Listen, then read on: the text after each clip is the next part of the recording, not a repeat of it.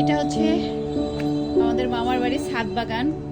কত সুন্দর পুঁইশাক হয়েছে, বাহ! এই পুঁইশাক খান মামি?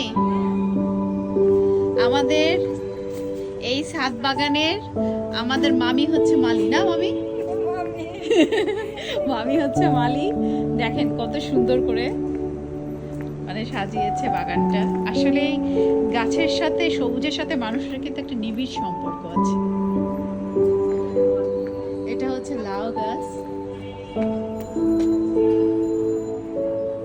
লাউ গাছ, বিভিন্ন ধরনের গাছ লাগিয়ে রেখেছে। এটা কি গাছ মামি? বরবটি গাছ। ওয়াও, বরবটি গাছ। হ্যাঁ, বরবটি ধরেও আছে।